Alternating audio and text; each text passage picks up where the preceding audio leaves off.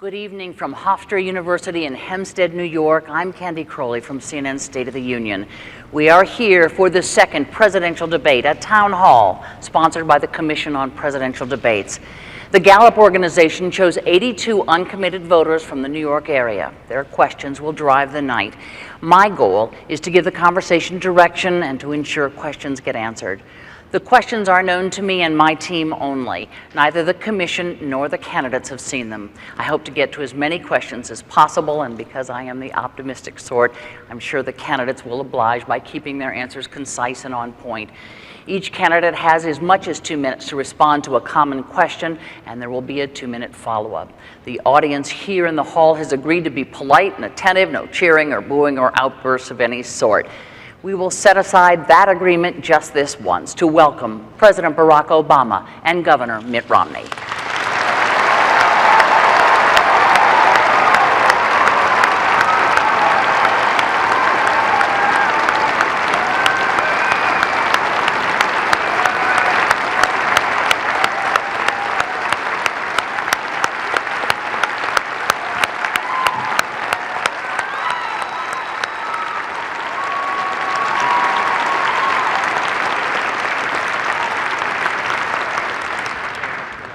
Gentlemen, thank you both for joining us here tonight. We have a lot of folks who have been waiting all day to talk to you, so I want to get right to it.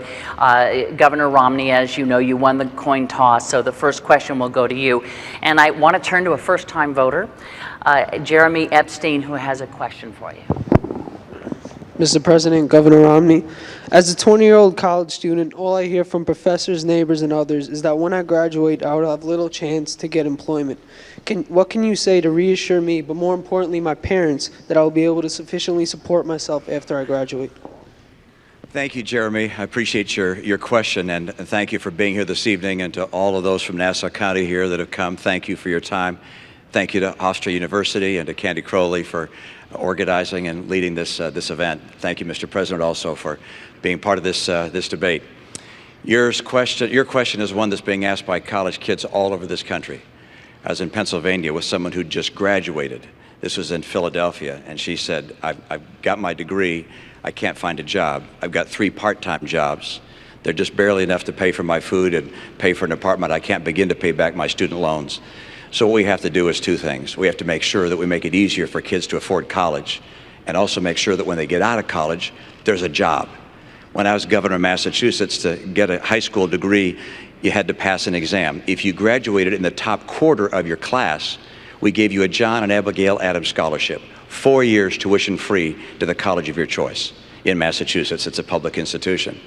I want to make sure we keep our Pell Grant program growing. We're also going to have our loan program so that people are able to afford school. But the key thing is to make sure you can get a job when you get out of school. And what's happened over the last 4 years has been very, very hard for America's young people.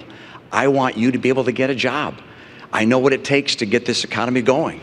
With half of college kids graduating this year without a job, and without a college-level job, that's just unacceptable.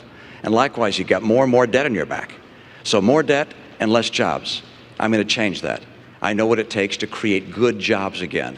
I know what it takes to make sure that you have the kind of opportunity you deserve.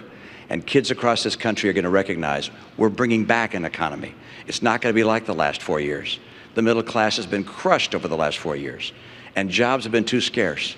I know what it takes to bring them back, and I'm going to do that and make sure when you graduate. When do you graduate? 2014. When you come out in 2014, I presume I'm going to be president. I'm going to make sure you get a job. Thanks, Jeremy. Yeah, you bet. Mr. President. Jeremy, first of all, your future is bright. And the fact that you're making an investment in higher education is critical, not just to you, but to the entire nation. Now, the most important thing we can do is to make sure that we are creating jobs in this country, but not just jobs, good paying jobs, ones that can support a family. And what I want to do is build on the 5 million jobs that we've created over the last 30 months in the private sector alone. And there are a bunch of things that we can do to make sure your future is bright. Number 1, I want to build manufacturing jobs in this country again. You know, when Governor Romney said we should let Detroit go bankrupt, I said we're going to bet on American workers and the American auto industry, and it's come surging back. I want to do that in industries, not just in Detroit, but all across the country. And that means we change our tax code, so we're giving incentives to companies that are investing here in the United States and creating jobs here. It also means we're helping them and small businesses to export all around the world in new markets. Number two, we've got to make sure that we have the best education system in the world. And the fact that you're going to college is great, but I want everybody to get a great education. And we've worked hard to make sure that student loans are available for folks like you. But I also want to make sure that community colleges are offering slots for workers to get retrained for the jobs that are out there right now and the jobs of the future. Number three, we've got to control our own energy. You know, not only oil and natural gas, which we've been investing in, but also we've got to make sure we're building the energy sources of the future. Not just thinking about next year, but 10 years from now, 20 years from now. That's why we invest in solar and wind and biofuels, energy efficient cars. We've got to reduce our deficit, but we've got to do it in a balanced way, asking the wealthy to pay a little bit more along with cuts so that we can invest in education like yours. And let's take the money that we've been spending on war over the last decade to rebuild America, roads, bridges, schools. We do those things, not only is your future going to be bright, but America's future is going to be bright as well.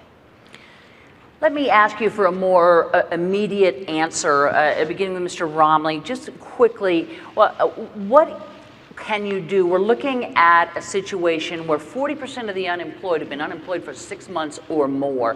They don't have the 2 years that Jeremy has. What about those long-term unemployed who need a job right now?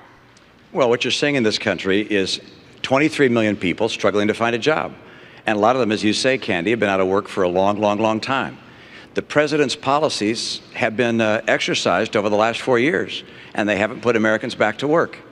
We have fewer people working today than we had when the president took office. If the unemployment rate was 7.8% when he took office, it's 7.8% now.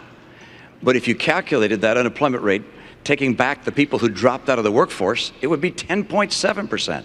We have not made the progress we need to make to put people back to work. That's why I put out a 5-point plan that gets America 12 million new jobs in 4 years and rising take-home pay. It's going to help Jeremy get a job when he comes out of school. It's going to help people across the country that are unemployed right now.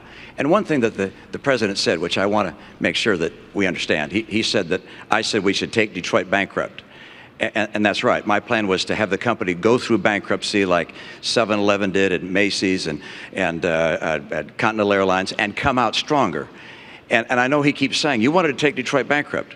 Well, the president took Detroit bankrupt. You took General Motors bankrupt. You took Chrysler bankrupt. So when you say that I wanted to take the auto industry bankrupt, you actually did. And I think it's important to know that that was a process that was necessary to get those companies back on their feet so they could start hiring more people. That was precisely what I recommended and ultimately what happened. Let me give the president a chance. Go ahead. Candy, what Governor Romney said just isn't true. He wanted to take them into bankruptcy without providing them any way to stay open. And we would have lost 1 million jobs. And that, don't take my word for it, take the executives at GM and Chrysler, some of whom were Republicans, may even support Governor Romney. But they'll tell you his prescription wasn't going to work. And Governor Romney says he's got a 5-point plan. Governor Romney doesn't have a 5-point plan, he has a 1-point plan. And that plan is to make sure that folks at the top play by a different set of rules. That's been his philosophy in the private sector, that's been his philosophy as governor, that's been his philosophy as a presidential candidate. You can make a lot of money and pay lower tax rates than somebody who makes a lot less. You can ship jobs overseas and get tax breaks for it. You can invest in a company, bankrupt it, lay off the workers, strip away their pensions, and you still make money. That's exactly the philosophy that we've seen in place for the last decade. That's what's been squeezing middle-class families. And we have fought back for 4 years to get out of that mess. The last thing we need to do is to go back to the very same policies that got us there. Mr. President, the next question is going to be for you here. And Mr. Romney, Governor Romney, there'll be plenty of chances here to go on, but I want to, we have all these folks. I will let you absolutely. That Detroit answer and the rest of the answer way off the mark. Okay, you certainly will have lots of time here coming up. Because I want to move you on to something that sort of connected to cars here and go over, and we want to get a question from Philip Turcola.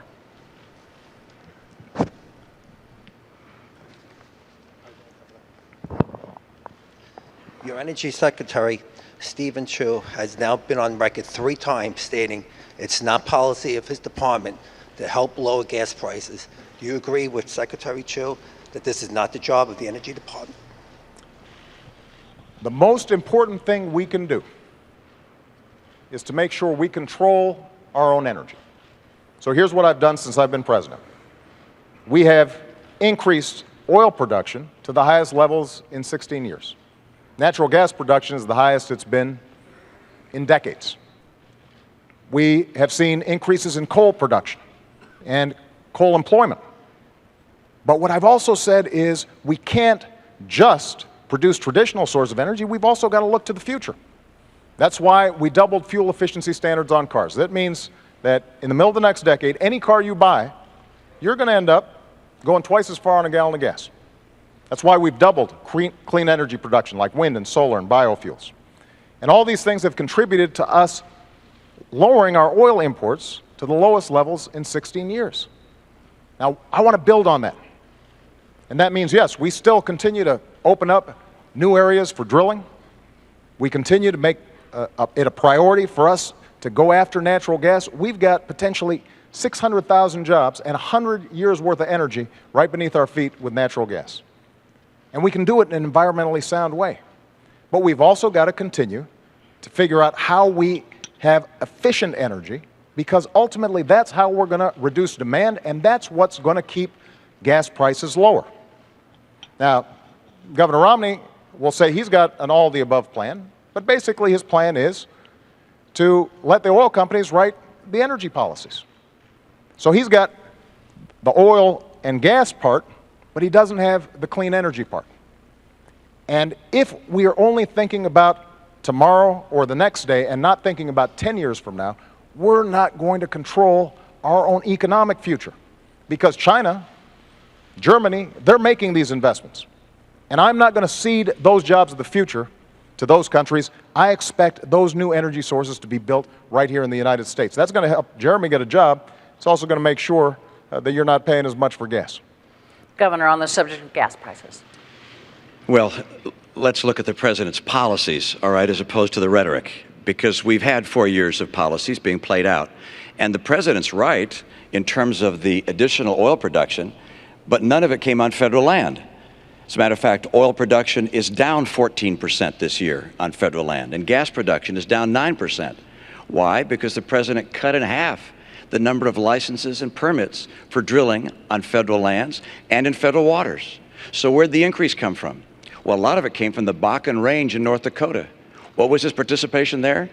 The administration brought a criminal action against the people drilling up there for oil, this massive new resource we have. And what was the cause? 20 or 25 birds were killed, and they brought out a Migratory Bird Act to go after them on a criminal basis.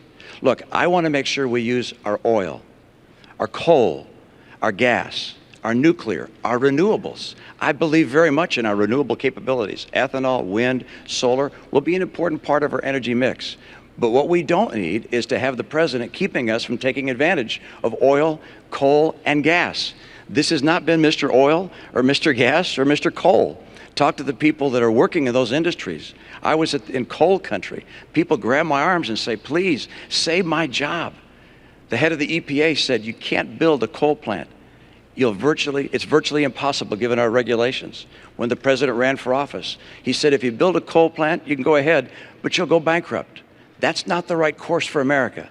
Let's take advantage of the energy resources we have, as well as the energy sources for the future. And if we do that, if we do what I'm planning on doing, which is getting us energy independent, North America energy independence, within 8 years, you're going to see manufacturing jobs come back because our energy is low cost. They're already beginning to come back because of our abundant energy. I'll get America and North America energy independent. I'll do it by more drilling, more permits and licenses. We're going to bring that pipeline in from Canada. How in the world the president said no to that pipeline, I will never know. This is about bringing good jobs back for the middle class of America, and that's what I'm going to do. Mr. President, let me just see if I can move you to the gist of this question, which is, are we looking at the new normal? I can tell you that tomorrow morning, a lot of people in Hempstead will wake up and fill up, and they will find that the price of gas is over $4 a gallon. Is it within the purview of the government to bring those prices down, or are we looking at the new normal? Candy, there's no doubt that world demand's gone up, but our production is going up, and we're using oil more efficiently. And very little of what Governor Romney just said is true. We've opened up public lands. We're actually drilling more on public lands than in the previous administration. And the previous president was an oil man. And natural gas isn't just appearing magically, we're encouraging it and working with the industry. And when I hear Governor Romney say he's a big coal guy, I mean, keep in mind, when you were governor of Massachusetts, you stood in front of a coal plant and pointed at it and said, "This plant kills," and took great pride in shutting it down. And now suddenly you're a big champion of coal. So what I've tried to do is be consistent. With respect to something like coal, we made the largest investment in clean coal technology to make sure that even as we're producing more coal, we're producing it cleaner and smarter. Same thing with oil, same thing with natural gas. And the proof is our oil imports are down to the lowest levels in 20 years.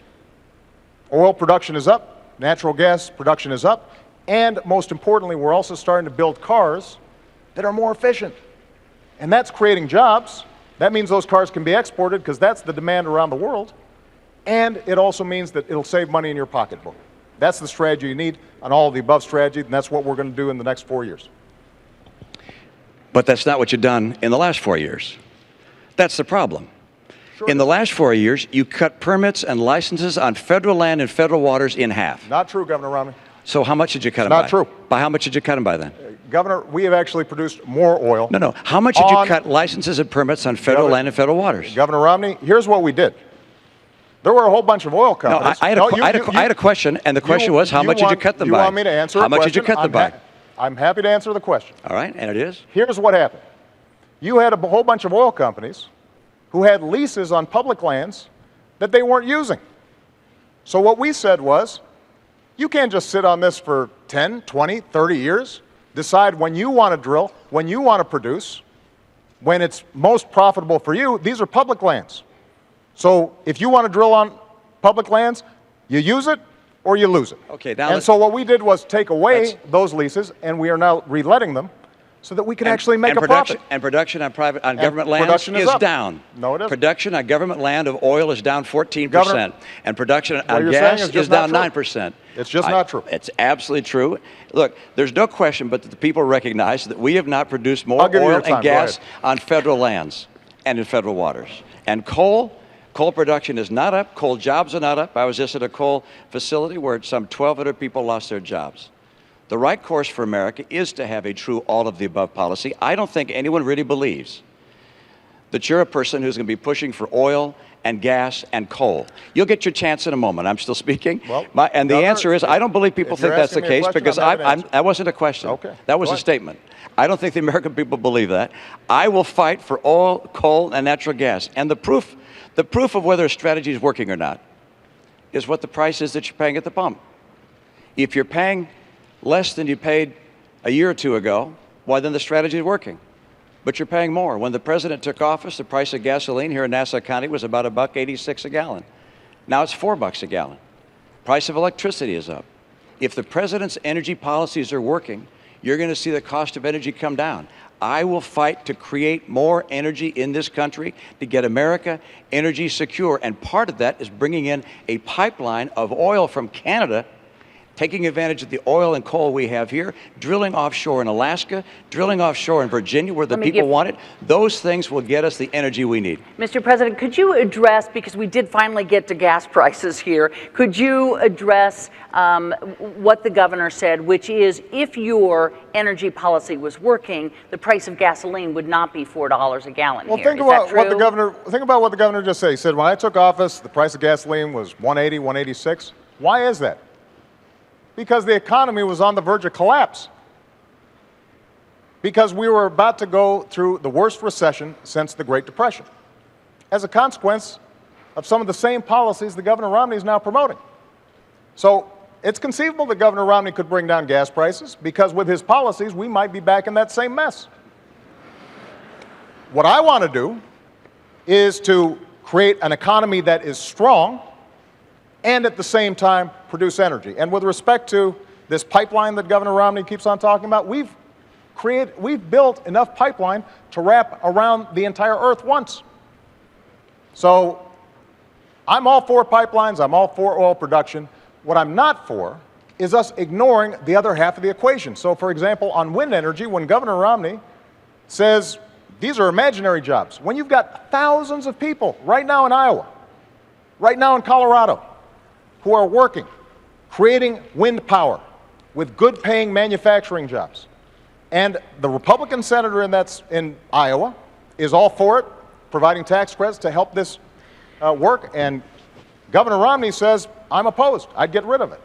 That's not an energy strategy for the future. And we need to win that future. And I intend to win it as President of the United States. I got to move you along. He and the next question is for you. He actually got the first question, so I get the last question, last answer on that one. Actually, in the follow-up, it doesn't quite work like that, but I'm going to give you a chance here. I promise you I'm going to. And the next question is for you. So if you want to, continue on, but I don't want to leave all these guys sitting here. Candy, I don't have a policy of stopping wind jobs in Iowa, and they're not phantom jobs. They're real jobs. Okay. I appreciate wind jobs in Iowa and across our country. I appreciate the jobs in coal and oil and gas. I'm going to make sure that taking advantage of our energy resources will bring back manufacturing to America.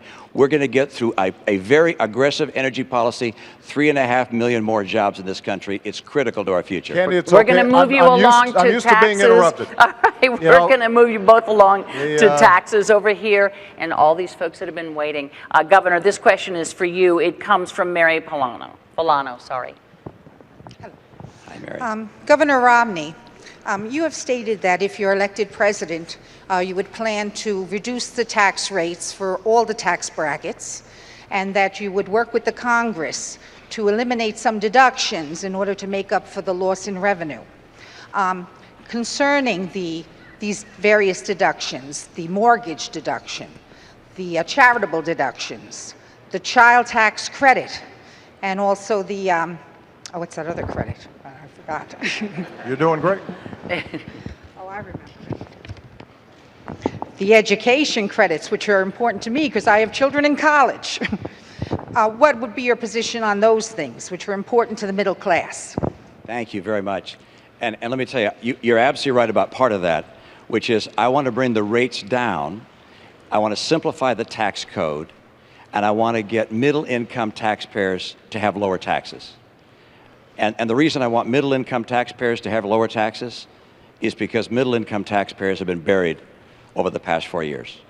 You've seen, as middle-income people in this country, incomes go down $4,300 a family, even as gasoline prices have gone up $2,000.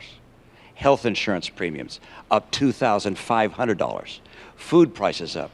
Utility prices up. The middle-income families in America have been crushed over the last 4 years. So I want to get some relief to middle-income families. That's part one. Now, how about deductions? Because I'm going to bring rates down across the board for everybody, but I'm going to limit deductions and exemptions and credits, particularly for people at the high end, because I am not going to have people at the high end pay less than they're paying now. The top 5% of taxpayers will continue to pay 60% of the income tax the nation collects. So that'll stay the same. Middle income people are going to get a tax break. And so in terms of bringing down deductions, one way of doing that would be to say everybody gets, I'll pick a number, $25,000 of deductions and credits. And you can decide which ones to use. Your home mortgage interest deduction, charity, child tax credit, and so forth. You can use those as part of filling that bucket, if you will, of deductions. But your rate comes down, and the burden also comes down on you for one more reason. And that is every middle-income taxpayer no longer will pay any tax on interest, dividends, or capital gains. No tax on your savings. That makes life a lot easier. If you're getting interest from a bank, if you're getting a statement from a mutual fund, or any other kind of investment you have, you don't have to worry about filing taxes on that, because there'll be no taxes for anybody making $200,000 a year and less on your interest, dividends, and capital gains. Why am I lowering taxes on the middle class? Because under the last 4 years, they've been buried. And I want to help people in the middle class. And I will not I will not, under any circumstances, reduce the share that's being paid by the highest income taxpayers. And I will not, under any circumstances, increase taxes on the middle class. The president's spending, the president's borrowing, will cause this nation to have to raise taxes on the American people, not just at the high end. A recent study has shown that people in the middle class will see $4,000 a year higher taxes as a result of the spending and borrowing of this administration. I will not let that happen. I'll get us on track to a balanced budget, and I'm going to reduce the tax burden on middle-income families. And what's that going to do? It's going to help those families, and it's going to create incentives to start growing jobs again in this country. Thanks, Governor. Thank you. My philosophy on taxes has been simple, and that is I want to give middle-class families and folks who are striving to get in the middle class some relief, because they have been hit hard over the last decade, over the last 15, over the last 20 years. So 4 years ago, I stood on a stage just like this one. Actually, it was at town hall, and I said I would cut taxes for middle-class families, and that's what I've done, by $3,600. I said I would cut taxes for small businesses, who are the drivers and engines of growth, and we've cut them 18 times. And I want to continue those tax cuts for middle-class families and for small businesses. But what I've also said is, if we're serious about reducing the deficit, if this is genuinely a moral obligation to the next generation, then in addition to some tough spending cuts, we've also got to make sure that the wealthy do a little bit more. So what I've said is, your first $250,000 worth of income, no change. And that means 98% of American families, 97% of small businesses, they will not see a tax increase. I'm ready to sign that bill right now. The only reason it's not happening is because Governor Romney's allies in Congress have held the 98% hostage because they want tax breaks for the top 2%. But what I've also said is, for above $250,000, we can go back to the tax rates we had when Bill Clinton was president. We created 23 million new jobs. That's part of what took us from deficits to surplus. It will be good for our economy, and it will be good for job creation. Now, Governor Romney has a different philosophy. He was on 60 Minutes just 2 weeks ago, and he was asked, is it fair for somebody like you making $20 million a year to pay a lower tax rate than a nurse or a bus driver, somebody making $50,000 a year? And he said, yes, I think that's fair. Not only that, he said, I think that's what grows the economy. Well, I fundamentally disagree with that. I think what grows the economy is when you get that tax credit that we put in place for your kids going to college. I think that grows the economy. I think what grows the economy is when we make sure small businesses are getting a tax credit for hiring veterans who fought for our country. That grows our economy. So we just have a different theory. And when Governor Romney stands here after a year of campaigning, when during a Republican primary he stood on stage and said, I'm going to give tax cuts. He didn't say tax rate cuts. He said tax cuts to everybody, including the top 1%. You should believe him, because that's been his history.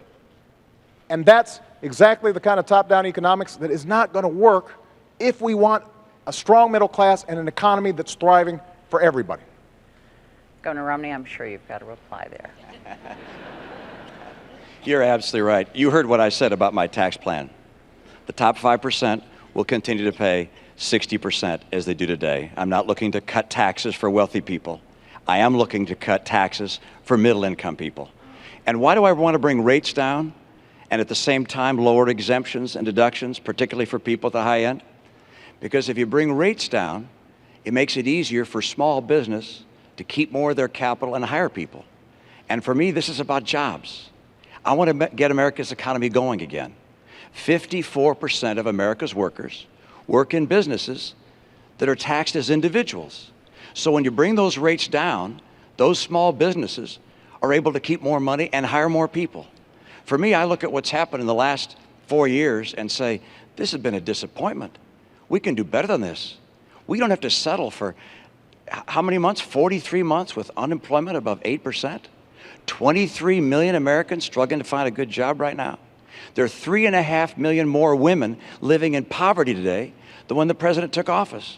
We don't have to live like this. We can get this economy going again. My 5-point plan does it. energy independence for North America in 5 years, opening up more trade, particularly in Latin America, cracking down on China when they cheat, getting us to a balanced budget, fixing our training programs for our workers, and finally, championing small business. I want to help small businesses grow and thrive. I know how to make that happen.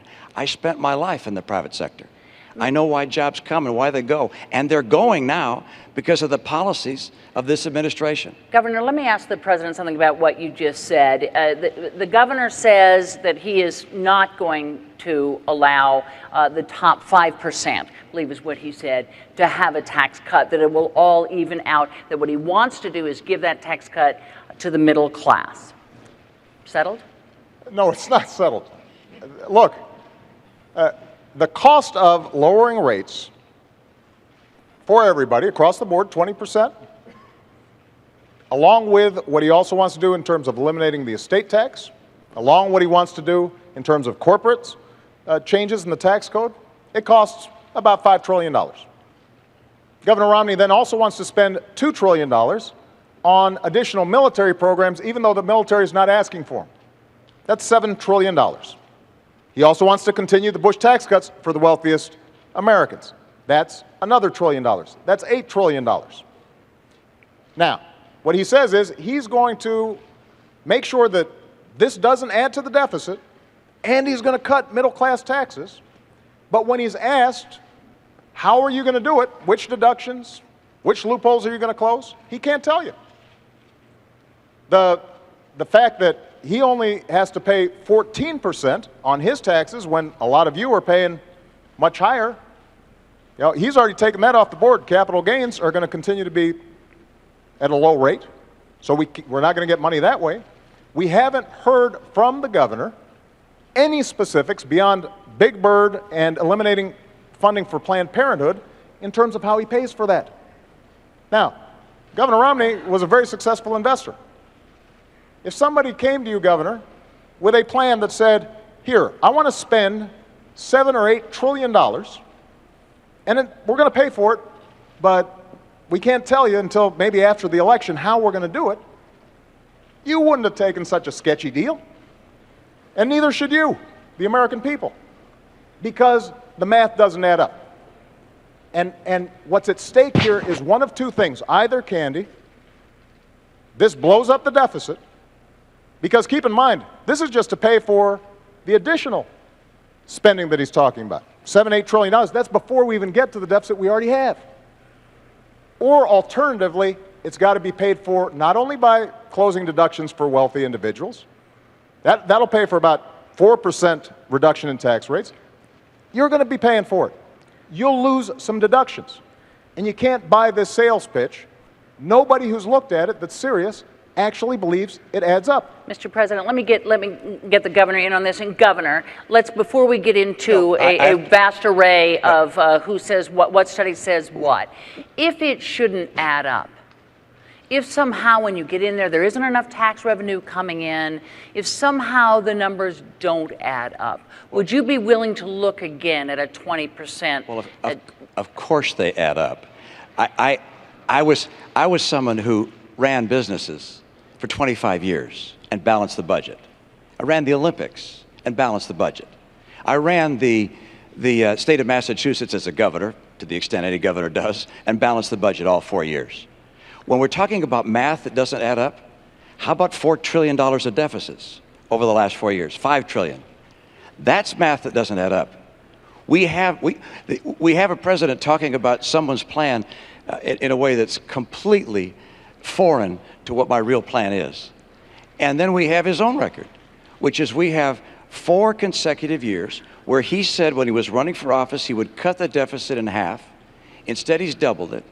We've gone from $10 trillion of national debt to $16 trillion of national debt. If the president were reelected, we go to almost $20 trillion of national debt. This puts us on a road to Greece.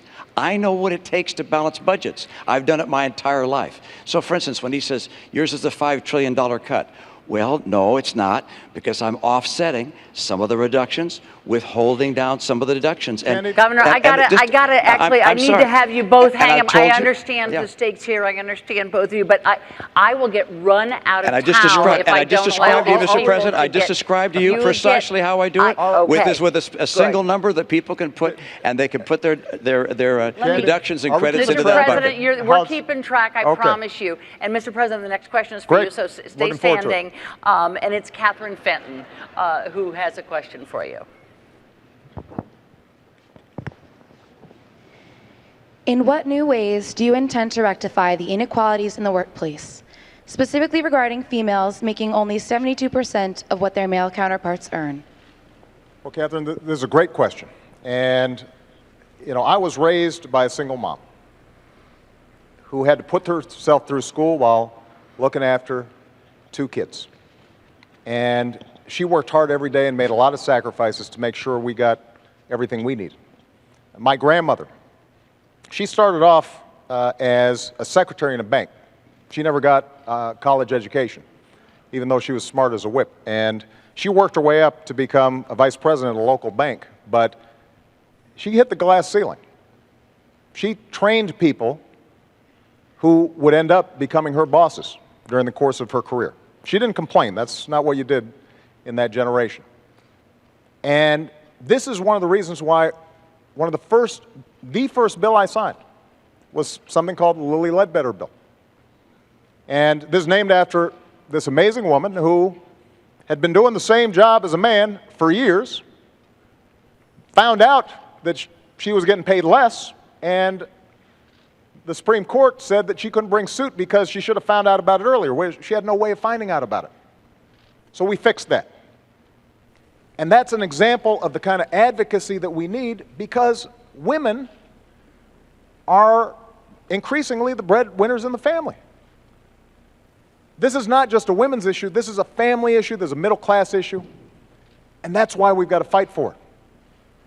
It also means that we've got to make sure that young people like yourself are able to afford a college education. Earlier, Governor Romney talked about he wants to make Pell Grants and other education accessible for young people. Well, the truth of the matter is that that's exactly what we've done. We've expanded Pell Grants for millions of people, including millions of young women all across the country. We did it by taking $60 billion that was going to banks and lenders as middlemen for the student loan program, and we said, let's just cut out the middleman. Let's give the money directly to students. And as a consequence, we've seen millions of young people be able to afford college, and that's going to make sure that young women are going to be able to compete in that marketplace. But we've got to enforce the laws, which is what we are doing, and we've also got to make sure that in every walk of life, we do not tolerate discrimination. That's been one of the hallmarks of my administration. I'm going to continue to push on this issue for the next 4 years. Governor Romney, pay equity for women. Thank you, and important topic, and one which I learned a great deal about, particularly as I was serving as governor of my state, because I had the chance to pull together a cabinet, and all the applicants seemed to be men. And I went to my staff and I said, how come all the people for these jobs are all men? They said, well, these are the people that have the qualifications. And I said, well, gosh, can't we find some women that are also qualified? And so we took a concerted effort to go out and find women who had backgrounds that could be qualified to become members of our cabinet. I went to a number of women's groups and said, can you help us find folks? And they brought us whole binders full of women. I was proud of the fact that after I staffed my cabinet and my senior staff, that the University of New York in Albany did a survey of all 50 states and concluded that mine had more women in senior leadership positions than any other state in America. Now, one of the reasons I was able to get so many good women to be part of that team was because of our recruiting effort, but number two, because I recognized that if you're going to have women in the workforce, that sometimes they need to be more flexible. My chief of staff, for instance, had 2 kids that were still in school. She said, I can't be here until 7 or 8 o'clock at night. I need to be able to get home at 5 o'clock so I can be there for making dinner for my kids and being with them when they get home from school. So he said, fine, let's have a flexible schedule so you can have hours that work for you. We're going to have employers in the new economy, in the economy I'm going to bring to play, that are going to be so anxious to get good workers, they're going to be anxious to hire women. In the last 4 years, women have lost 580,000 jobs. That's the net of what's happened in the last 4 years. We're still down 580,000 jobs. I mentioned 3.5 million women more now in poverty than 4 years ago. What we can do to help young women and women of all ages is to have a strong economy, so strong that employers are looking to find good employees and bringing them into their workforce and adapting to a flexible work schedule that gives women the opportunities that they would otherwise not be able to afford. This is what I've done. It's what I look forward to doing, and I know what it takes to make an economy work. And I know what a working economy looks like. And an economy with 7.8% unemployment is not a real strong economy. An economy that has 23 million people looking for work is not a strong economy. An economy with 50% of kids graduating from college that can't find a job or a college-level job, that's not what we have to have. I'm going to help women in America get good work by getting a stronger economy and by supporting women in the workforce. Mr. President, why don't you get in on this quickly, please? Catherine, I just want to point out that when Governor Romney's campaign was asked about the Lilly Ledbetter bill, whether he supported it, he said, "I'll get back to you." And that's not the kind of advocacy that women need in any economy. Now, there's some other issues that have a bearing on how women succeed in the workplace. For example, their health care.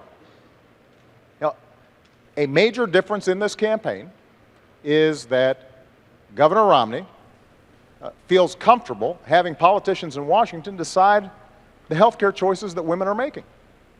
I think that's a mistake. In my health care bill, I said insurance companies need to provide contraceptive coverage to everybody who's insured, because this is not just a health issue, it's an economic issue for women. It makes a difference. This is money out of that family's pocket. Governor Romney not only opposed it, he suggested that, in fact, employers should be able to make the decision as to whether or not a woman gets contraception through her insurance coverage. That's not the kind of advocacy that women need. When Governor Romney says that we should eliminate funding for Planned Parenthood, there are millions of women all across the country who rely on Planned Parenthood for not just contraceptive care, they rely on it for mammograms, for cervical cancer screenings. That's a pocketbook issue for women and families all across the country. And it makes a difference in terms of how well and effectively women are able to work. When we talk about child care and the credits that we're providing, that makes a difference in terms of whether they can go out there and earn a living for their family. These are not just women's issues. These are family issues. These are economic issues. And one of the things that makes us grow as an economy is when everybody participates and women are getting the same fair deal as men are. And I've got two daughters, and I want to make sure that they have the same opportunities that anybody's sons have. And that's part of what I'm fighting for as President of the United States. I want to move us along here to Susan Katz, who has a question, and Governor, it's for you. Governor Romney, I am an undecided voter because I'm disappointed with the lack of progress I've seen in the last 4 years. However, I do attribute much of America's economic and international problems to the failings and missteps of the Bush administration. Since both you and President Bush are Republicans, I fear a return to the policies of those years should you win this election. What is the biggest difference between you and George W. Bush, and how do you differentiate yourself from George W. Bush? Great. Thank you, and I appreciate that question. I just want to make sure that, I think I was supposed to get that last answer, but I want to point out that I don't believe... I don't think so, Candy. I don't believe... I want to make sure our timekeepers are working Okay. here. The timekeepers are all working, and All let me right. tell you that the last part, it's for the two of you to talk to one another, and it isn't quite as ordered as you think. But go ahead and use this 2 minutes any way you'd like to. The question is on the floor. I just note that I don't believe that bureaucrats in Washington should tell someone whether they can use contraceptives or not. And I don't believe employers should tell someone whether they could have contraceptive care or not. Every woman in America should have access to contraceptives. And the president's statement of my policy is completely and totally wrong. Governor, let me that's not come true. back and answer your question. President Bush and I are different people, and these are different times. And that's why my 5-point plan is so different than what he would have done. I mean, for instance, we can now, by virtue of new technology, actually get all the energy we need in North America without having to go to the Arabs or the Venezuelans or anyone else. That wasn't true in his time. That's why my policy starts with a very robust policy to get all that energy in North America and become energy secure. Number 2, trade. I'll crack down on China. President Bush didn't. I'm also going to dramatically expand trade in Latin America. It's been growing about 12% per year over a long period of time. I want to add more free trade agreements so we have more trade. Number 3, I'm going to get us to a balanced budget. President Bush didn't. President Obama was right. He said that was outrageous to have deficits as high as $500 billion under the Bush years. He was right. But then he put in place deficits twice that size for every one of his 4 years.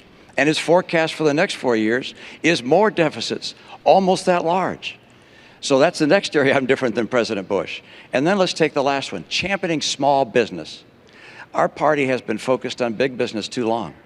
I came through small business. I understand how hard it is to start a small business. That's why everything I'll do is designed to help small businesses grow and add jobs. I want to keep their taxes down on small business. I want regulators to see their job as encouraging small enterprise, not crushing it.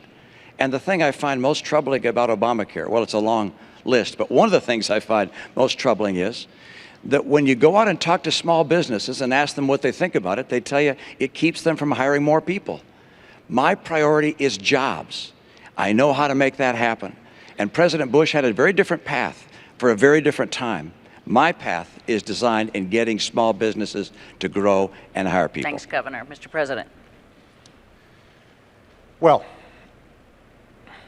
first of all, I think it's important to tell you that we did come in during some tough times. We were losing 800,000 jobs a month when I started. But we have been digging our way out of policies that were misplaced and focused on the top doing very well and middle-class folks not doing well. Now, we've seen 31 consecutive months of job growth, 5.2 million new jobs created. And the plans that I talked about will create even more. But when Governor Romney says that he has a very different economic plan, the centerpiece of his economic plan are tax cuts. That's what took us from surplus to deficit. When he talks about getting tough on China, keep in mind that Governor Romney invested in companies that were pioneers of outsourcing to China and is currently investing in countries, in companies that are building surveillance equipment for China to spy on its own folks. Governor, you're the last person who's going to get tough on China. And what we've done when it comes to trade is not only sign 3 trade deals to open up new markets, but we've also set up a task force for trade that goes after anybody who is taking advantage of American workers or businesses and not creating a level playing field. We've brought twice as many cases against unfair trading practices than the previous administration, and we've won every single one that's been decided. When I said that we had to make sure that China was not flooding our domestic market with cheap tires, Governor Romney said I was being protectionist, that it wouldn't be helpful to American workers. Well, in fact, we saved 1,000 jobs. And that's the kind of tough trade actions that are required. But the last point I want to make is this. There are some things where Governor Romney is different from George Bush. George Bush didn't propose turning Medicare into a voucher. George Bush embraced comprehensive immigration reform. He didn't call for self-deportation. George Bush never suggested that we eliminate funding for Planned Parenthood. So there are differences between Governor Romney and George Bush, but they're not on economic policy. In some ways, he's gone to a more extreme place when it comes to social policy. And I think that's a mistake. That's not how we're going to move our economy forward. I want to move you both along to the next question because it's in the same wheelhouse, so you will be able to respond, but the president does get this question. I want to call on Michael Jones.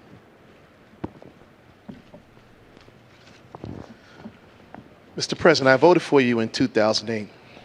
What have you done or accomplished to earn my vote in 2012? I'm not that optimistic as I was in 2012. Most things I need for everyday living are very expensive. Well, we've gone through a tough 4 years. There's no doubt about it. But 4 years ago, I told the American people, and I told you, I would cut taxes for middle-class families. And I did. I told you I'd cut taxes for small businesses, and I have. I said that I'd end the war in Iraq, and I did. I said we'd refocus attention on those who actually attacked us on 9/11. And we have gone after al-Qaeda's leadership like never before, and Osama bin Laden is dead. I said that we would put in place health care reform to make sure that insurance companies can't jerk you around, and if you don't have health insurance, that you'd have a chance to get affordable insurance. And I have. I committed that I would rein in the excesses of Wall Street, and we passed the toughest Wall Street reforms since the 1930s. We've created 5 million jobs, gone from 800,000 jobs a month being lost, and we are making progress. We saved an auto industry that was on the brink of collapse. Now, does that mean you're not struggling? Absolutely not. A lot of us are. And that's why the plan that I put forward for manufacturing and education and reducing our deficit in a sensible way, using the savings from ending wars to rebuild America and putting people back to work, making sure that we are controlling our own energy, but not just the energy of today, but also the energy of the future. All those things will make a difference. So the point is, the commitments I've made, I've kept. And those that I haven't been able to keep, it's not for lack of trying, and we're going to get it done in a second term. But you should pay attention to this campaign because Governor Romney's made some commitments as well. And I suspect he'll keep those too. You know, when members of the Republican Congress say we're going to sign a no-tax pledge so that we don't ask a dime from millionaires and billionaires to reduce our deficit so we can still invest in education and helping kids go to college, he said, me too. When they said, we're going to cut Planned Parenthood funding, he said, me too. When he said, we're going to repeal Obamacare, first thing I'm going to do, despite the fact that it's the same health care plan that he passed in Massachusetts and is working well, he said, me too. That is not the kind of leadership that you need, but you should expect that those are promises he's going to keep. Mr. And President, the choice in this election is going to be whose promises are going to be more likely to help you in your life, make sure your kids can go to college, make sure that you are getting a good paying job, making sure that Medicare and Social Security will be there for you. Thank you. Governor. I think you know better. I think you know that these last 4 years haven't been so good as the president just described, and that you don't feel like you're confident that the next 4 years are going to be much better either. I can tell you that if you were to elect President Obama, you know what you're going to get. You're going to get a repeat of the last 4 years. We just can't afford 4 more years like the last 4 years. He said that by now we'd have unemployment at 5.4%. The difference between where it is and 5.4% is 9 million Americans without work. I wasn't the one that said 5.4%. This was the president's plan. Didn't get there. He said he would have by now put forward a plan to reform Medicare and Social Security because he pointed out they're on the road to bankruptcy. He would reform them. He'd get that done. He hasn't even made a proposal on either one. He said in his first year he'd put out an immigration plan that would deal with our immigration challenges. Didn't even file it. This is a president who has not been able to do what he said he'd do. He said that he'd cut in half the deficit. He hasn't done that either. In fact, he doubled it. He said that by now middle-income families would have a reduction in their health insurance premiums by $2,500 a year. It's gone up by $2,500 a year. And if Obamacare is passed or implemented, it's already been passed, if it's implemented fully, it'll be another $2,500 on top. The middle class is getting crushed under the policies of a president who has not understood what it takes to get the economy working again. He keeps saying, look, I've created 5 million jobs. That's after losing 5 million jobs. The entire record is such that the unemployment has not been reduced in this country. The unemployment, the number of people who are still looking for work, is still 23 million Americans. There are more people in poverty, 1 out of 6 people in poverty. How about food stamps? When he took office, 32 million people were on food stamps. Today, 47 million people are on food stamps. How about the growth of the economy? It's growing more slowly this year than last year, and more slowly last year than the year before. The president wants to do well, I understand, but the policies he's put in place, from Obamacare to Dodd-Frank, to his tax policies, to his regulatory policies, these policies combined have not led this economy take off and grow like it could have. You might say, well, you got an example of when it worked better? Yeah. In the Reagan recession, where unemployment hit 10.8%, between that period, the end of that recession, and equivalent period of time to today, Ronald Reagan's recovery created twice as many jobs as this president's recovery. 5 million jobs doesn't even keep up with our population growth. And the only reason the unemployment rate seems a little lower today is because of all the people that have dropped out of the workforce. The president has tried, but his policies haven't worked. He's great as a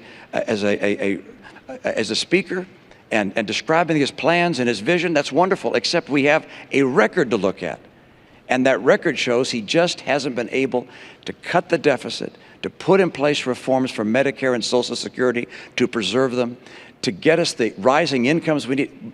Median incomes down $4,300 a family, and 23 million Americans out of work. That's what this election is about. It's about who can get the middle class in this country a bright and prosperous future and assure our kids the kind of hope and optimism they deserve. Governor, I want to move you along. Don't go away, and we'll have plenty of time to respond. We are quite aware of the clock for both of you, but I want to bring in a different subject here. Mr. President, I'll be right back with you. Lorraine Osorio has a question for you about a topic we have not heard. Yes, this is for Governor Romney, and we'll be right with you, Mr. President. Thanks. Is it Lorena? Lorraine. Lorraine? Yeah, Lorraine. Yes. Lorraine. How you doing? Good, thanks. President. Romney, what do you plan on doing with immigrants without their green card that are currently living here as productive members of society? Thank you. Lorraine, did I get that right? Good. Thank you for your question. And let me step back and tell you what I'd like to do with our immigration policy broadly and include an answer to your question. First of all, this is a nation of immigrants. We welcome people coming to this country as immigrants. My dad was born in Mexico of American parents. Ann's dad was born in Wales and is a first-generation American. We welcome legal immigrants into this country. I want our legal system to work better. I want it to be streamlined. I want it to be clearer. I don't think shouldn't have to hire a lawyer to figure out how to get into this country legally. I also think that we should give visas to people, green cards rather, to people who graduate with skills that we need. People around the world with accredited degrees in science and math get a green card stapled to their diploma, come to the US of A. We should make sure that our legal system works. Number two, we're going to have to stop illegal immigration. There are 4 million people who are waiting in line to get here legally. Those who've come here illegally take their place. So I will not grant amnesty to those who've come here illegally. What I will do is I'll put in place an employment verification system and make sure that employers that hire people who have come here illegally are sanctioned for doing so. I won't put in place magnets for people coming here illegally. So, for instance, I would not give driver's licenses to those that have come here illegally, as the president would. The kids of those that came here illegally, those kids, I think, should have a pathway to become a permanent resident of the United States. And military service, for instance, is one way they would have that kind of pathway to become a permanent resident. Now, when the president ran for office, he said that he'd put in place in his first year a piece of legislation. He'd file a bill in his first year that would reform our immigration system, protect legal immigration, stop illegal immigration. He didn't do it. He had a Democrat House and Democrat Senate, supermajority in both houses. Why did he fail to even promote legislation that would have provided an answer for those that want to come here legally and for those that are here illegally today? That's a question I think the president will have a chance to answer right now. Good. I look forward to it. Was Lorraine, we are a nation of immigrants. I mean, we're just a few miles away from Ellis Island. We all understand what this country has become because talent from all around the world wants to come here. People who are willing to take risks. People who want to build on their dreams and make sure their kids have even bigger dreams than they have. But we're also a nation of laws. So what I've said is we need to fix a broken immigration system, and I've done everything that I can on my own and sought cooperation from Congress to make sure that we fix this system. First thing we did was to streamline the legal immigration system, to reduce the backlog, make it easier, simpler, and cheaper for people who are waiting in line, obeying the law to make sure that they can come here and contribute to our country. And that's good for our economic growth. They'll start new businesses. They'll make things happen that create jobs here in the United States. Number two, we do have to deal with our border. So we put more Border Patrol on than any time in history, and the flow of undocumented workers across the border is actually lower than it's been in 40 years. What I've also said is, if we're going to go after folks who are here illegally, we should do it smartly and go after folks who are criminals, gangbangers, people who are hurting the community, not after students, not after folks who are here just because they're trying to figure out how to feed their families. And that's what we've done.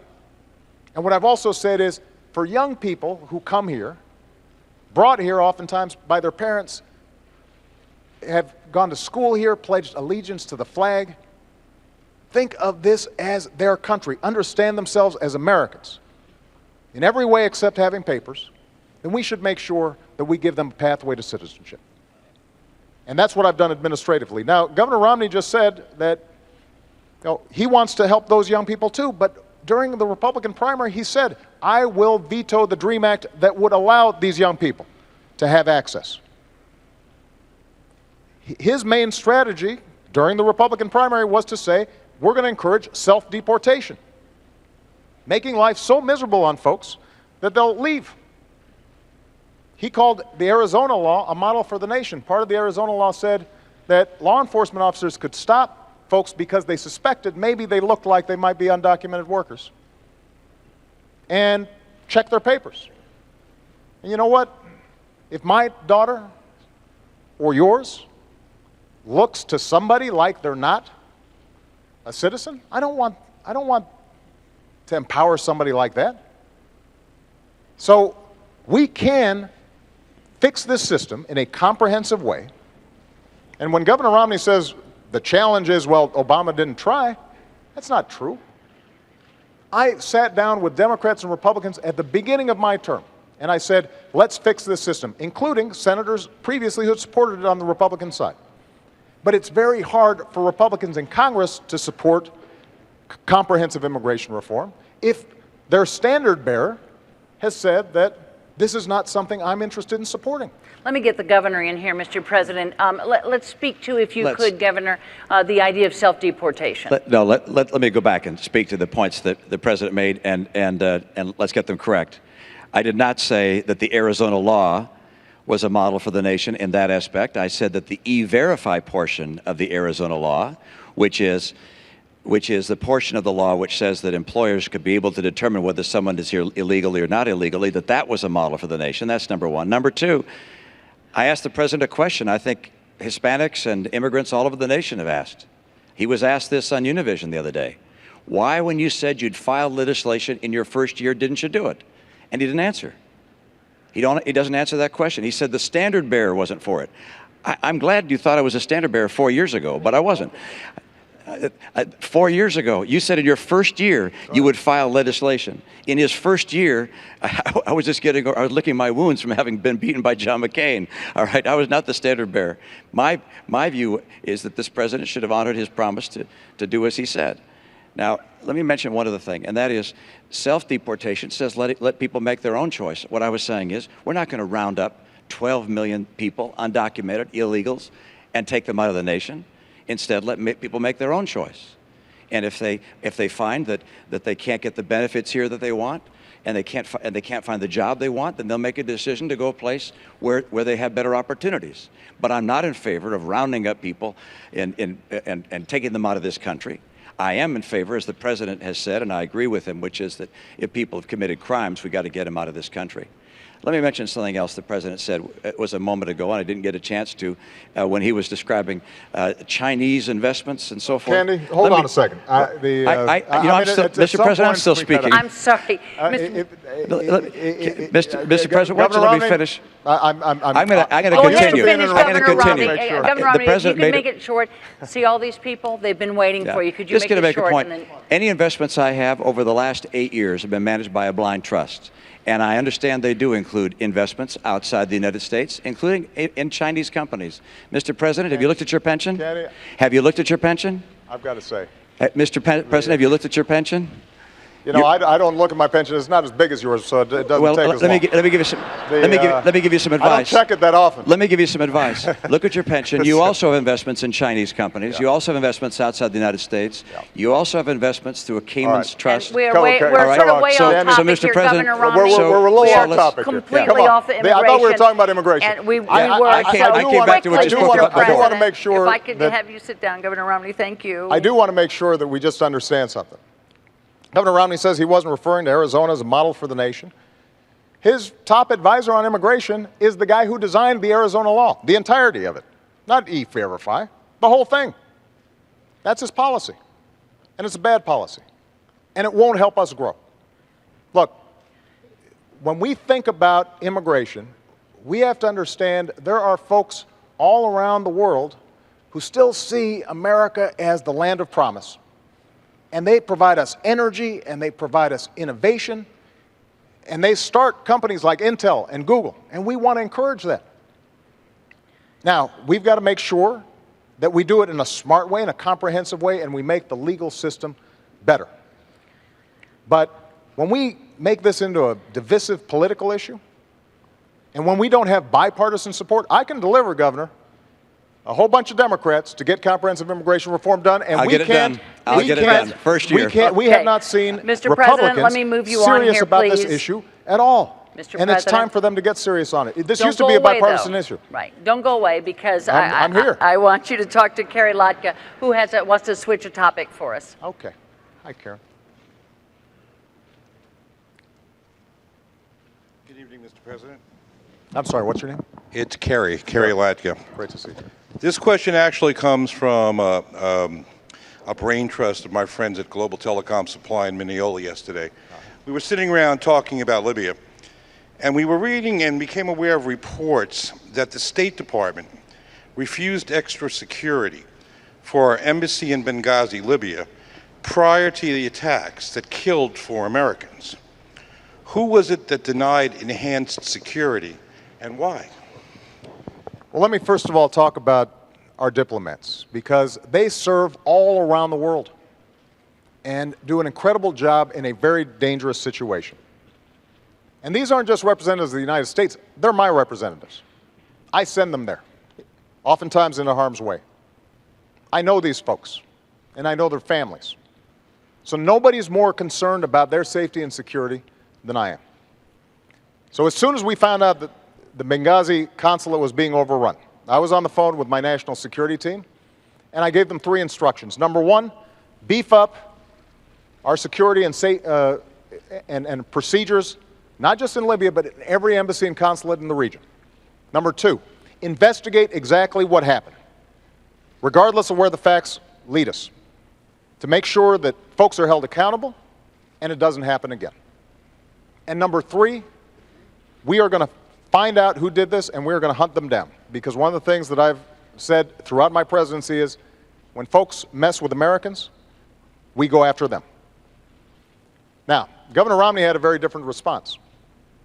While we were still dealing with our diplomats being threatened, Governor Romney put out a press release trying to make political points.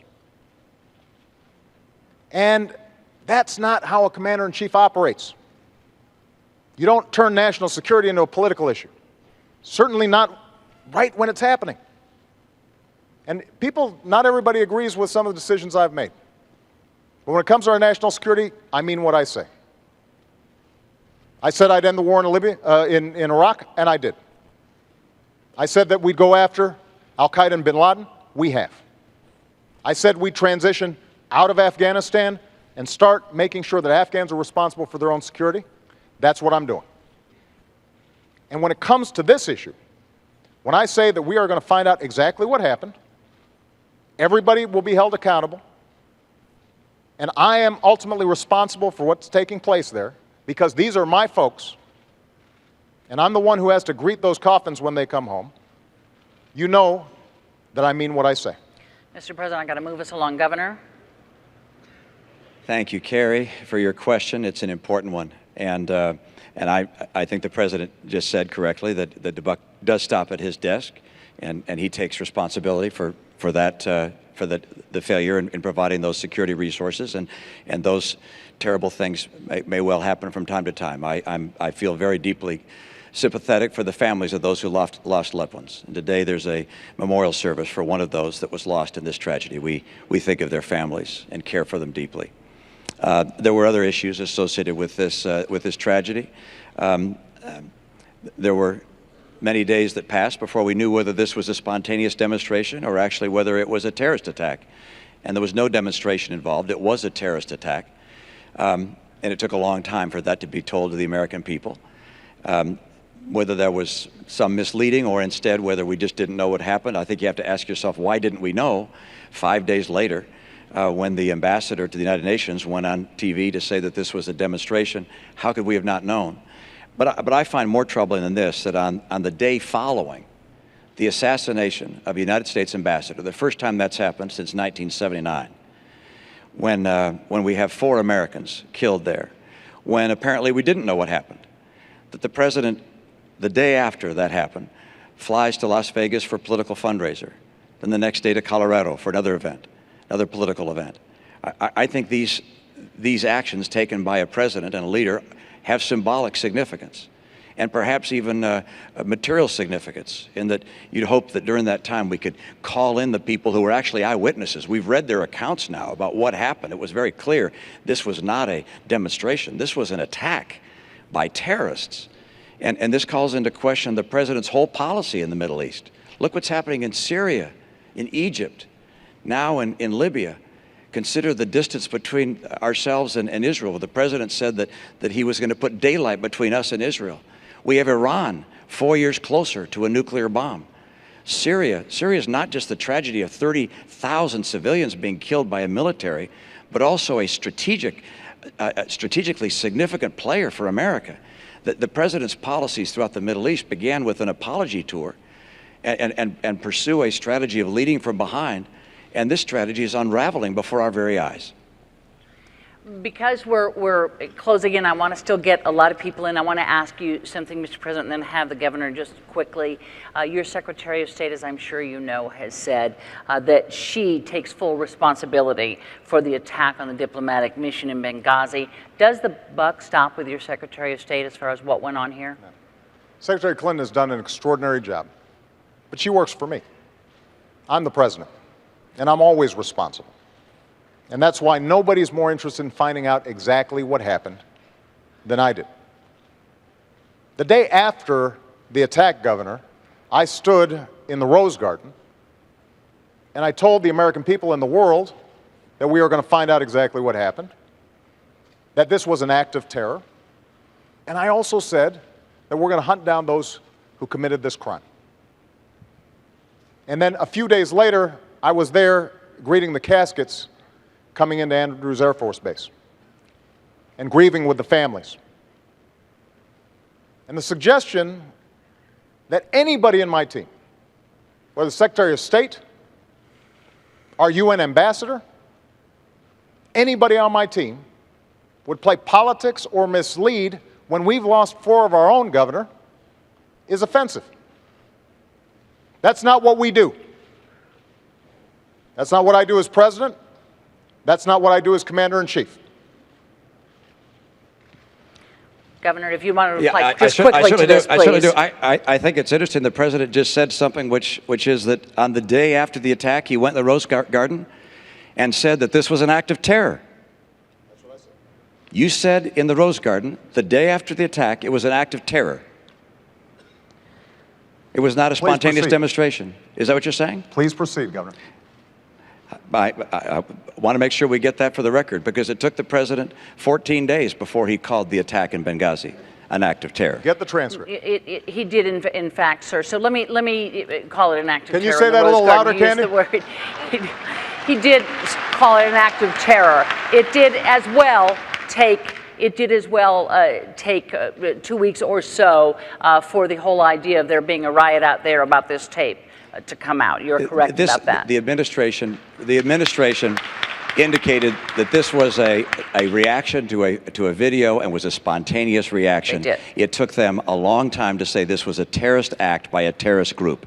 And to suggest, am I incorrect in that regard? On Sunday, your secretary, the ambassador of the United Nations, one of the Sunday television shows, and spoke about how this was a spontaneous reaction. I'm happy to have a longer conversation about foreign policy. Absolutely, but I want to move you on, and also people can go to the transcripts. I just want to make sure that all these wonderful folks are going to have a chance to get some of their questions answered. Because what I want to do, Mr. President, stand there for a second, because I want to introduce you to Nina Gonzalez, who brought up a question that we hear a lot, both over the internet and from this crowd.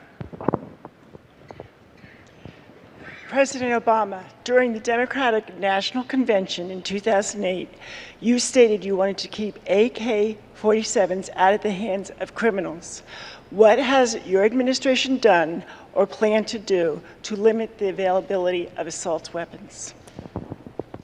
We're a nation that believes in the Second Amendment, and I believe in the Second Amendment. We've got a long tradition of hunting and sportsmen and people who want to make sure they can protect themselves. But there have been too many instances during the course of my presidency where I've had to comfort families who've lost somebody, most recently out in Aurora. Just a couple of weeks ago, actually probably about a month, I saw a mother who I had met at the bedside of her son who had been shot in that theater. And her son had been shot through the head. And we spent some time and we said a prayer. And remarkably, about 2 months later, this young man and his mom showed up, and he looked unbelievable, good as new.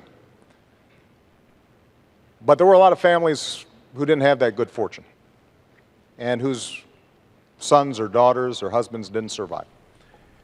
So my belief is that, A, we have to enforce the laws we've already got, make sure that we're keeping guns out of the hands of criminals, those who are mentally ill. We've done a much better job in terms of background checks, but we've got more to do when it comes to enforcement. But I also share your belief that weapons that were designed for soldiers in war theaters don't belong on our streets. And so what I'm trying to do is to get a broader conversation about how do we reduce the violence generally. Part of it is seeing if we can get an assault weapons ban reintroduced, but part of it is also looking at other sources of the violence. Because frankly, in my hometown of Chicago, there's an awful lot of violence, and they're not using AK-47s, they're using cheap handguns. And so what can we do to intervene to make sure that young people have opportunity, that our schools are working, that if there's violence on the streets, that working with faith groups and law enforcement, we can catch it before it gets out of control. And so what I want is a comprehensive strategy. Part of it is seeing if we can get automatic weapons that kill folks in amazing numbers out of the hands of criminals and the mentally ill. But part of it is also going deeper and seeing if we can get into these communities and making sure we catch violent impulses before they occur. Governor Romney, the question is about assault weapons, AK-47s. Yeah, I'm not in favor of new pieces of legislation on guns and taking guns away or making certain guns illegal. We, of course, don't want to have automatic weapons, and that's already illegal in this country to have automatic weapons. What I believe is we have to do, as the President mentioned towards the end of his remarks there, which is to make enormous efforts to enforce the gun laws that we have and to change the culture of violence we have. And you ask, how are we going to do that? And there are a number of things. He mentioned good schools. I totally agree. We were able to drive our schools to be #1 in the nation in my state. And I believe if we do a better job in education, we'll give people the hope and opportunity they deserve and perhaps less violence from that. But let me mention another thing, and that is parents. We need moms and dads helping raise kids. Wherever possible, the benefit of having two parents in the home, and that's not always possible. A lot of great single moms, single dads. But gosh, to tell our kids that before they have babies, they ought to think about getting married to someone, that's a great idea. Because if there's a two-parent family, the prospect of living in poverty goes down dramatically. The opportunities that the child will be able to achieve increase dramatically. So we can make changes in the way our culture works to help bring people away from violence and give them opportunity and bring them in the American system. The greatest failure we've had with regards to gun violence in some respects is what is known as Fast and Furious, which was a program under this administration, and how it worked exactly, I think we don't know precisely, but where thousands of automatic and AK-47 type weapons were given to people that ultimately gave them to drug lords. They used those weapons against their own citizens and killed Americans with them. And this was a program of the government. For what purpose it was put in place, I can't imagine. But it's one of the great tragedies related to violence in our society, which has occurred during this administration, which I think the American people would like to understand fully. It's been investigated to a degree, but the administration has carried out executive privilege to prevent all the information from coming out. I'd like to understand who it was that did this, what the idea was behind it, why it led to the violence. Thousands of guns going to Mexican drug lords. Governor, if I could, the question was about these assault weapons that once were banned and are no longer banned. I know that you signed an assault weapons ban when you were in Massachusetts. Obviously, with this question, you no longer do support that. Why is that, given the kind of violence that we see sometimes with these mass killings? Why is that you've changed your mind? Well, Candy, actually, in my state, the pro-gun folks and the anti-gun folks came together and put together a piece of legislation. And it's referred to as an assault weapon ban, but it had, at the signing of the bill, both the pro-gun and the anti-gun people came together because it provided opportunities for both that both wanted. There were hunting opportunities, for instance, that hadn't previously been available and so forth. So it was a mutually agreed upon piece of legislation. That's what we need more of, Candy. What we have right now in Washington is a place that's gridlocked. So if you could get people to agree to it, you'd be for it. We haven't had the leadership in Washington to work on a bipartisan basis. I was able to do that in my state and bring these two together. Quickly, Mr. President. First of all, I think Governor Romney was for an assault weapons ban before he was against it. And he said that the reason he changed his mind was in part because he was seeking the endorsement of the National Rifle Association. So that's on the record. But I think that one area we agree on is the importance of parents and the importance of schools. Because I do believe that if our young people have opportunity, then they're less likely to engage in these kinds of violent acts. We're not going to eliminate everybody who is mentally disturbed, and we've got to make sure that they don't get weapons, but we can make a difference in terms of ensuring that every young person in America, regardless of where they come from, what they look like, have a chance to succeed. And Candy, we haven't had a chance to talk about education much, but I think it is very important to understand that the reforms we've put in place, working with 46 governors around the country, are seeing schools that are some of the ones that are the toughest for kids starting to succeed. We're starting to see gains in math and science. When it comes to community colleges, we are setting up programs, including with Nassau Community College, to retrain workers, including young people who may have dropped out of school but now are getting another chance, training them for the jobs that exist right now. And in fact, employers are looking for skilled workers. And so we're matching them up, giving them access to higher education. As I said, we have made sure that millions of young people are able to get an education that they weren't able to get before. Now, Mr. President, I have to move you along here. You said you wanted to hear these questions, and we need to do it here. Just 1 second, because this is important. This is part of the choice in this election. And when Governor Romney was asked whether hiring more teachers was important to growing our economy, Governor Romney said that doesn't grow our economy. The When he question, was of course, asked, Mr. was President, class was size- guns here, so I need to move us I along. You know, understand. the question was guns, so let me But this will make a bring in difference another. in terms of whether or not we can move this economy forward for these young people. I understand. And reduce our violence. Okay, thank you so much. I want to ask Carol Goldberg to stand up because she gets to a question that both these men have been passionate about. It's for Governor Romney. The outsourcing of American jobs overseas has taken a toll on our economy. What plans do you have to put back and keep jobs here in the United States? Boy, great question, an important question, because you're absolutely right. And the place where we've seen manufacturing go has been China. China is now the largest manufacturer in the world. It used to be the United States of America. A lot of good people have lost jobs. 500,000 manufacturing jobs have been lost in the last 4 years. That's total over the last 4 years. One of the reasons for that is that people think it's more attractive in some cases to go offshore than to stay here. We have made it less attractive for enterprises to stay here than to go offshore from time to time. What I will do as president is make sure it's more attractive to come to America again. This is the way we're going to create jobs in this country. It's not by trickle-down government, saying we're going to take more money from people and hire more government workers, raise more taxes, put in place more regulations. Trickle-down government has never worked here, has never worked anywhere. I want to make America the most attractive place in the world for entrepreneurs, for small business, for big business, to invest and grow in America. Now, we're going to have to make sure that as we trade with other nations, that they play by the rules, and China hasn't. One of the reasons, or one of the ways they don't play by the rules, is artificially holding down the value of their currency.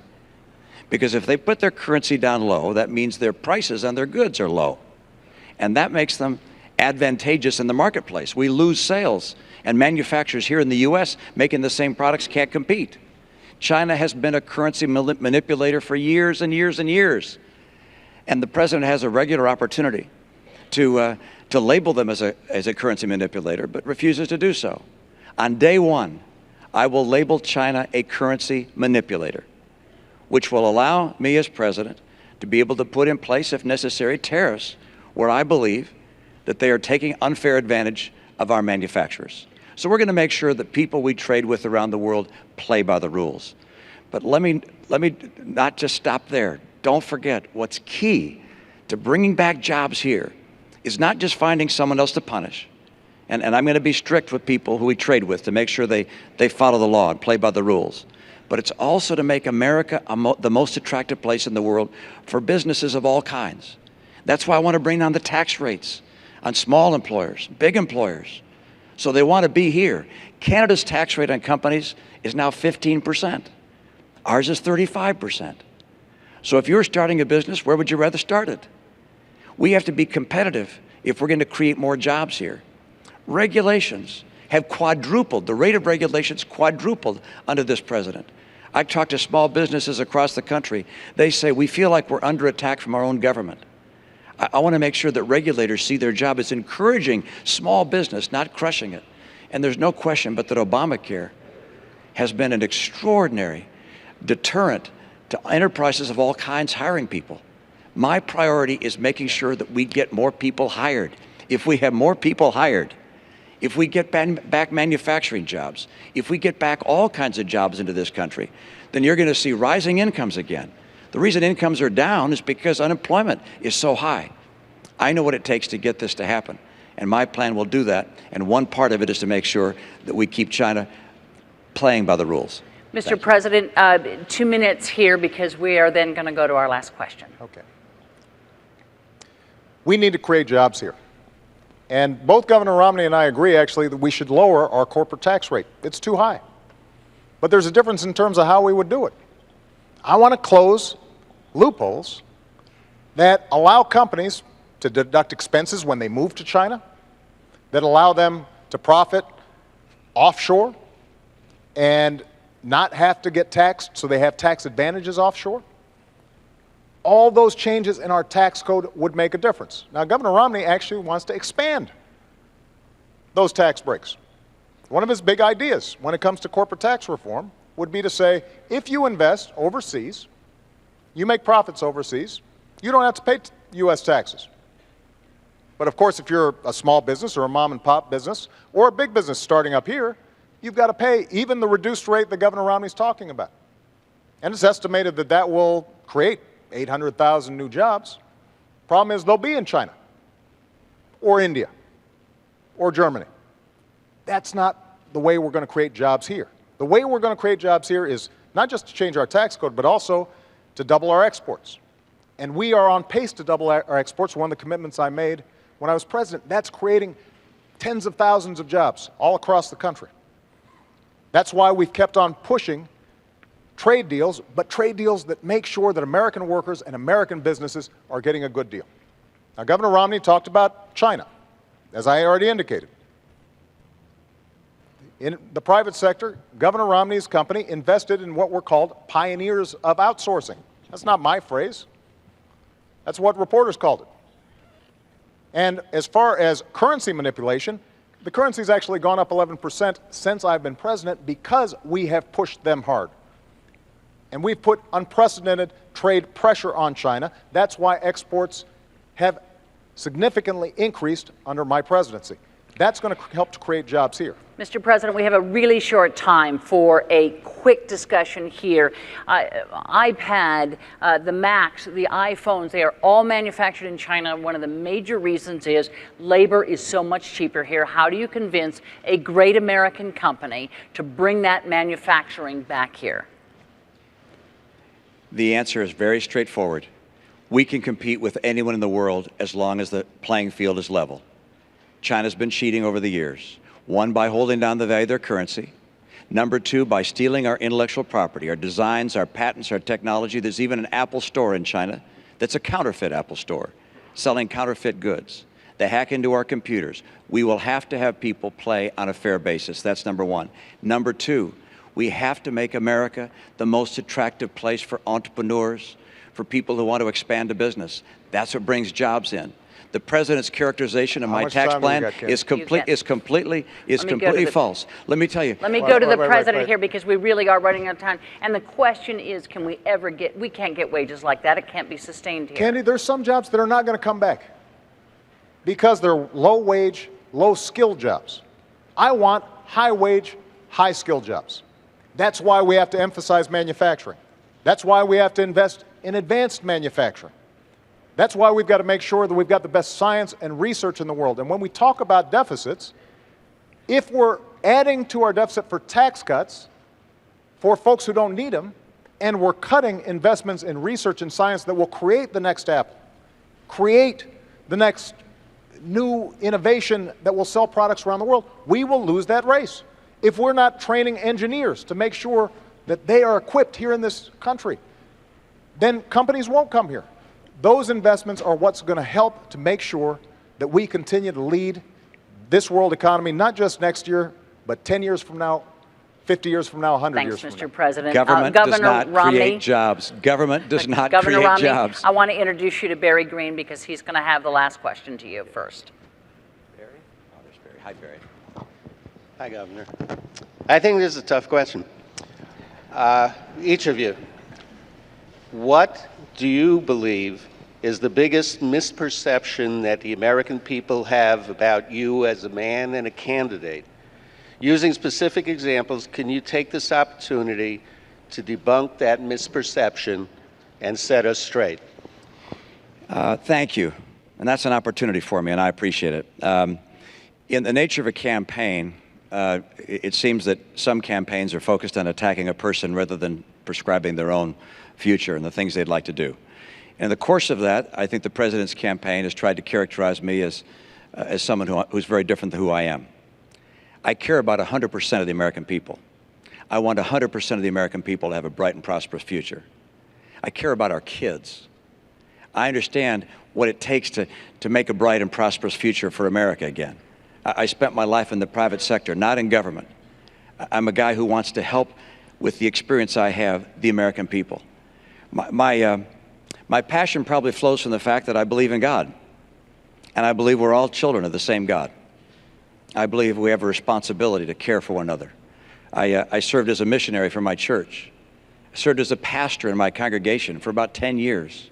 I've sat across the table from people who were out of work and worked with them to try and find new work or to help them through tough times. I went to the Olympics when they were in trouble to try and get them on track. And as governor of my state, I was able to get 100% of my people insured, all my kids, about 98% of the adults.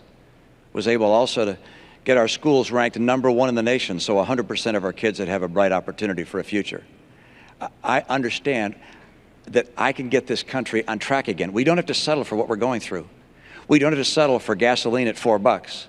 We don't have to settle for unemployment at a chronically high level. We don't have to settle for 47 million people on food stamps. We don't have to settle for 50% of kids coming out of college not able to get work. We don't have to settle for 23 million people struggling to find a good job. If I become president, I'll get America working again. I will get us on track to a balanced budget. The president hasn't. I will. I'll make sure we can reform Medicare and Social Security to preserve them for coming generations. The president said he would. He didn't. Governor. I'll get our incomes up. And by the way, I've done these things.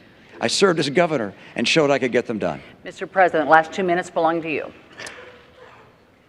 Barry, I think a lot of this campaign, maybe over the last 4 years, has been devoted to this notion that I think government creates jobs, that somehow is the answer. That's not what I believe. I believe that the free enterprise system is the greatest engine of prosperity the world's ever known. I believe in self-reliance and individual initiative and risk takers being rewarded. But I also believe that everybody should have a fair shot, and everybody should do their fair share, and everybody should play by the same rules, because that's how our economy has grown. That's how we built the world's greatest middle class. And that is part of what's at stake in this election. There's a fundamentally different vision about how we move our country forward.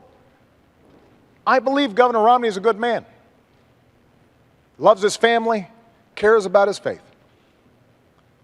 But I also believe that when he said behind closed doors that 47% of the country consider themselves victims who refuse personal responsibility, think about who he was talking about.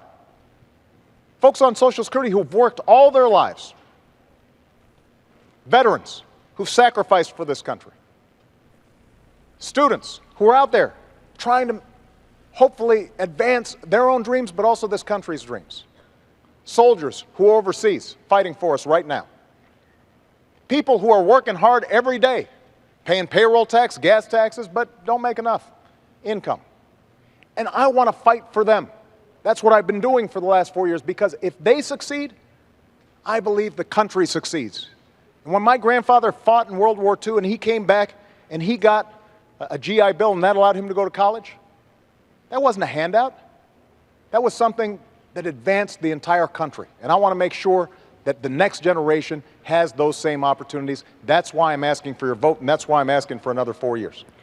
President Obama, Governor Romney, thank you for being here tonight. On that note, we have come to an end of this town hall debate. Our thanks to the participants for their time and to the people of Hofstra University for their hospitality. The next and final debate takes place Monday night at Lynn University in Boca Raton, Florida. Don't forget to watch. Election Day is 3 weeks from today. Don't forget to vote. Good night.